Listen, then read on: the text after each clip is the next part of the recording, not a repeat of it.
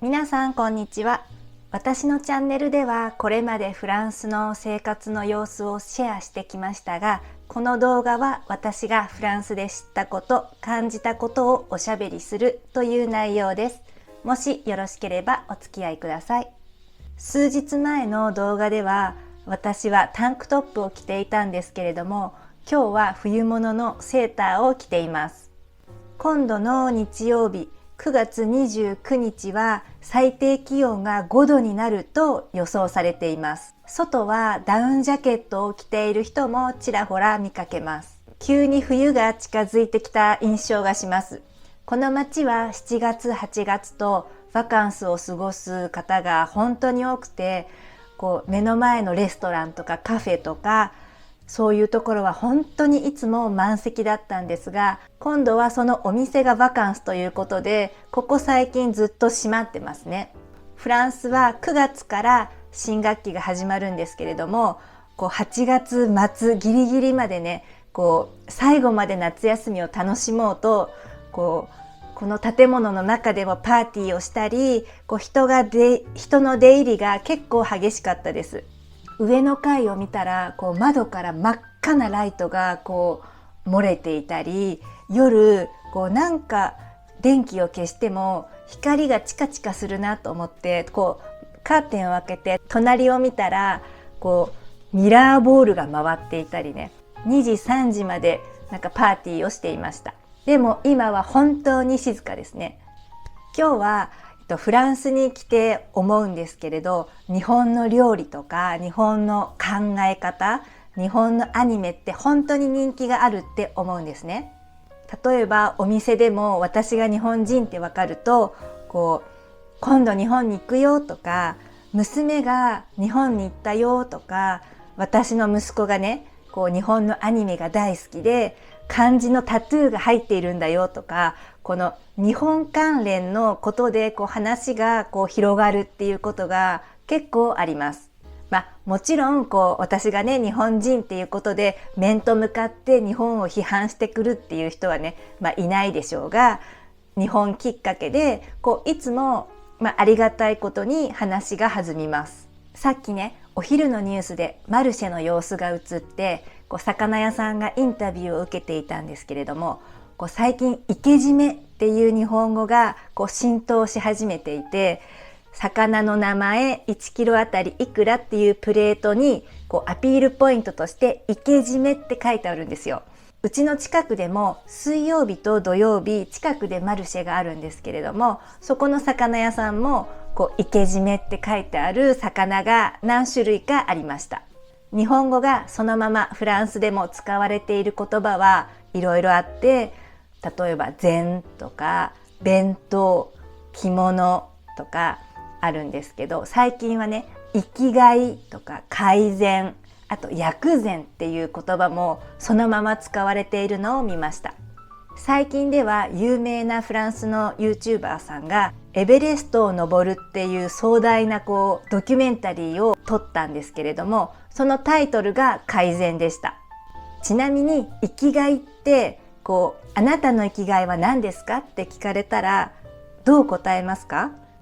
私にとって今まで思ってきた生きがいっていう言葉と、最近フランスで知った生きがいっていう言葉の概念がちょっと違ったんですけれども、フランスで生きがいっていうと自分の好きなことで、得意なことで、収入を得られることで、社会の役に立つこと、この4つが重なった部分を生きがいというらしいんです。この収入を得られるっていう部分が入ってくると急に答えにくくなりませんか？これね私も見つけたいなと思って紙に丸を書いて埋めていったんですけれど、なかなか難しくって、その紙が埋まらないままちょっとその紙がどこかに行ってしまいました。皆さんももしよければやってみてはいかがですか？フランスで使われている日本語の話に戻りますが、食べ物だとね柿とか椎茸、餅なんかもう商品として売っているのを見かけますね。しめじも見ました。でも逆に日本でもフランス語がたくさん使われてますよね。例えばお菓子関連がやっぱり多いなって思うんですけど、マカロン、フィナンシエ、マドレーヌ、ガトーショコラ、エクレアとかですね、全部フランス語ですもんね。ミルフィーユも日本で人気のケーキだと思うんですけれども、もしフランスに来てカフェとかケーキ屋さんでミルフィーユを注文するときに少し気をつけたいポイントがあって、このミルフィーユ、ミルは線っていう意味で、1000枚の薄いパイが重なったっていう意味で、フィーユはこのフィーユって言っちゃうとフランス語では娘とか女の子なんですね。だから1000人の女の子っていう意味になっちゃうんですね。で、フランス語でミルフィーユって1000枚の葉っぱのように重なってるっていう意味だと思うので、ミルフィーユなんですね。フィーユじゃなくてどっちかって言ったらフィーユの方が近いような印象があります。あと日本で聞くフランス語といえばオードブルとかデコルテとかプレタポルテ、ポトフとかもうたくさんありますよね。日本でもフランスでもお互いの言葉をそのまま使うときは、発音が違うときは要注意ですね。昔私は夫のお母さんとなんか話をしていて、パン屋っていう言葉を言いたくて、私はその時文字が頭に浮かんでないので、なんとなくで言ってみたら全然通じないんですよね。そしてパン屋ってフランス語でブランジュリーって言うんですけど、そんな日本語でもね、ブランジュリーとか言うじゃないですか。で、そんなに通じないって思うぐらい通じなくて、最終的に通じなくて2人で大笑いして終わったんですけど、今になって考えてみれば、そんな伝わらない言葉をね、何回も言ってみるんじゃなくて、もっと他の言い方ね、例えばクロワッサンとかバゲットを買えるお店とかパンが買いたいとかね、もう少し違うヒントを言えばよかったなって今になって思いますが、この発音がね、そんなに伝わんないのかって思うこともあります。この場合は完全に私の発音がこの L と R が違うとか、全然違ったんでしょうけれども、フランスでたとえフランス語が通じなくてもがっかりしないで、あれこれね、いろんなボールを投げてコミュニケーションを取ってみるのって大事だなって思っています。特に発音とかね、自信がないとちょっと通じるかなとかね、1回2回言って通じないと私の発音が違うのかなとか文法が違うのかなとか心配になりますけども、もうそんなこと思う必要はないと思っていて、昔は私もね、自信がなくて毎回ドキドキしたり、ちょっと声が小さくなっちゃったりしましたけど、吹っ切れたタイミングがあって、それはある日夫と出かけていて、ケバブ屋さんかなんか屋台みたいなところに行った時に、夫がね、店員さんに何か質問したんですね。その時に店員さんが怖って何っていう顔をしたんです。もしこれ私がされたらそんな顔しなくていいのにとかちょっとシュンとしちゃうと思うんですけれども、でも夫はフランス人でね、正しい発音で言ったと思うし、文法も間違ってない。それなのにあんな顔をされて、これってその人が本当にわからなかったからそういう顔をしただけだなってその時に思えて、きっとその人には悪気もなかったんでしょうし、